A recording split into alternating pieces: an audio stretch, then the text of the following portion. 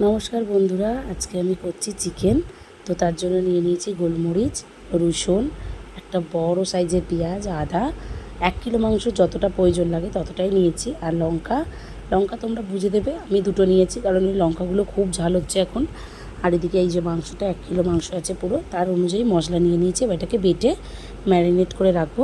এর মধ্যে দেবো গুঁড়ো জিরে, গুঁড়ো ধনে, হলুদ গুঁড়ো, নুন আর টক দই দিয়ে ভালো করে ম্যারিনেট করে রেখে দেবো। খুব ভালোভাবে হাত দিয়ে এটাকে মাখাবে। আর মাংসটাকে আমি প্রত্যেকবারই বলি, মাংস আমি গরম জলে ধুয়ে নিই আর কাশ্মীরি লঙ্কা গুঁড়ো দিয়ে আমি মাখিয়ে রেখেছি।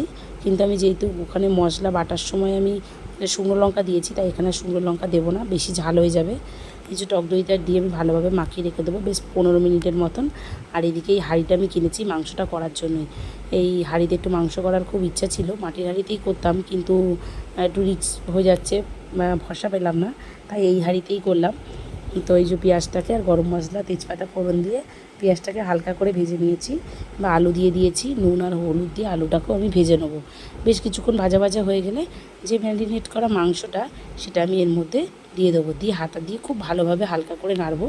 আর একটা যেটা আমি স্কিপ করে গেলাম, যে আমি মাংসটাতে না একটু লেবু দিতে ভুলে গেছিলাম, তো লাস্টে আমি একটু লেবু দিয়েছি, লেবু দিয়ে মাখিয়ে নিলাম।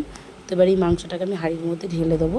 ঢেলে দিয়ে যে মাংসটা যে বাটিতে মাখানো ছিল তার মধ্যেই জল দিয়ে ধুয়ে যেইটুখানি জল মশলাটা ধোবো সেইটুখানি জল দেবো। আর এক্সট্রা কোনো জল আমি দিইনি মাংসটায়, কারণ এই পেঁয়াজের মধ্যে যেই জল সেই জলটাই দেখো অনেকটা হয়ে গেছে অলরেডি। আর যখন এটা চাপা দিয়ে রেখেছিলাম, এটা আমি দমে করব। আর টমেটো দুটো আমি দিয়েছি, 1.5খানা টমেটো, এই দেখো কলা পাতা দিয়ে চাপা দিয়েছি, যাতে এক ফোঁটাও এর থেকে ভাব না বেরিয়ে যায়। তো তার জন্য কলা পাতাটা চাপা দিয়ে ওপরে একটা ভারী কিছু চাপা দিয়ে দিয়েছিলাম।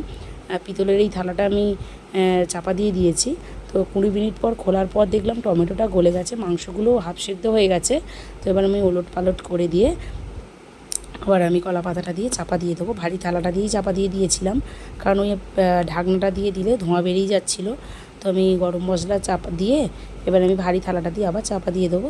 বেশ আবার 15 মিনিট পর খুলে দেখবো, অলরেডি মাংস আমার সেদ্ধ হয়ে গেছে, আলু সেদ্ধ হয়ে গেছে। মাংস এত ভালো সেদ্ধ হয়েছিল যে বলার কথা না, খুব ভালো সেদ্ধ হয়েছিল। আর হাঁড়িতে মাংস একটু অন্য টাইপের লেগেছে, খুব ভালো লেগেছে খেতে। তো তোমাদের ভিডিওটা কেমন লাগলো জানিও, কমেন্ট করে জানিও, আর ট্রাই করো। এটা হচ্ছে সিলভার হান্ডি চিকেন, এটা আমি নাম দিয়েছি যে সিলভার হান্ডি চিকেন। ভিডিওটা দেখার জন্য থ্যাংক ইউ।